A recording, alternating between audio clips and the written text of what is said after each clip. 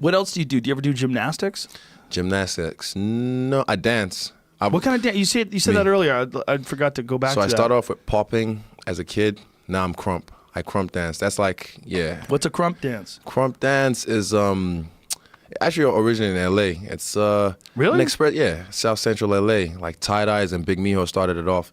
But I remember I watched this movie as a kid called Rise, and that's kind of what introduced it to the world. Kind of like the way Ong Bak did with Muay Thai, made it more mainstream. Rise, it's spelled R-I. This is it right here? This is popping. This is with Poppin' Pete. Look up a guy called Tie-Dyes, T-I-H-T. This guy's good. Look at him go. Hold on a second. The shit. Hold on, let that guy go. So this guy is from the Electric Boogaloos. So this is how I started off. Look at him go. Back in the day. What's with the towel though? Seriously, are your hands that sweaty? He'll probably use it with a move or something. Oh yeah, he's a man.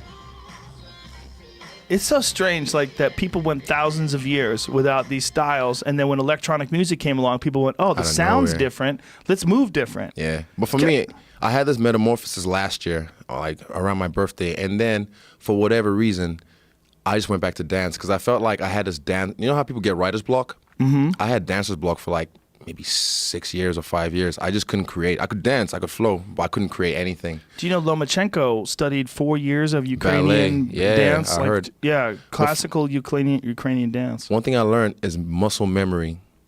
I know dancers who have to do shows and they have to learn like 20 different sequences, and that's for the whole show, like 20 different, and each sequence might be like anywhere from 1 minute to 3 minutes, and they have to do it like that. So when I started dancing again, when I went back to training drilling, I can retain that information so much better. Like, it's muscle memory. Right. So I don't even have to think about certain moves when I do it. It just, boom. Because, I remember this. It's easy. And the muscle just does like, how do you do that? I wasn't thinking.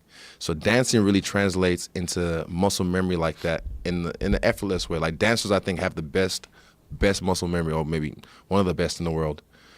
Well, it makes sense that you're learning to use your body in a choreographed way, almost like a kata. You know, like I used to think katas were stupid when I was a kid.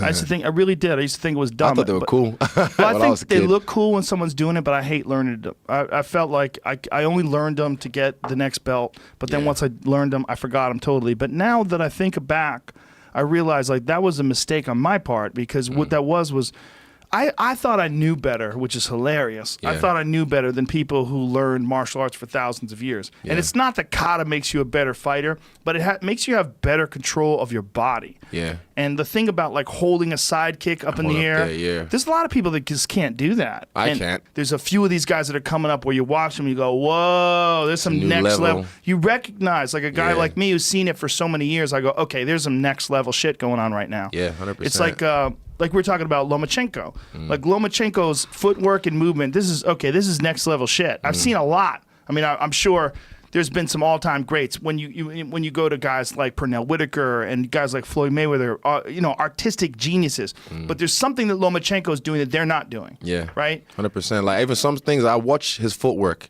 I watch the way he looks. Like, and you see my fight as well. I like to look at guys. I don't just like close my eyes and hope. Throw and hope. I don't throw and hope. I aim and fire. That's one of my quotes. I say that. But he does the same thing. Yeah. He likes to look, and he's aware of where he is. He's data crunching. Yeah, 100%. He's chunking. He's chunking all that information. He's like physically, muscle memory. Like I say, he's a dancer. He learned 4 years of ballet. All that stuff, rhythm, timing, offbeat, on-beat.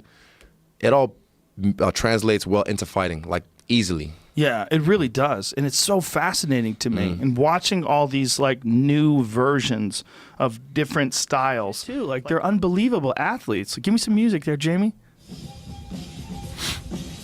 But it's like, it's a crazy like gymnastics, rhythmic gymnastics art form thing. Like, so they do the dance thing where they're standing up and then they get down on the ground. That's so hard, dude. Oh, it's crazy. Could you even imagine doing this shit now? No.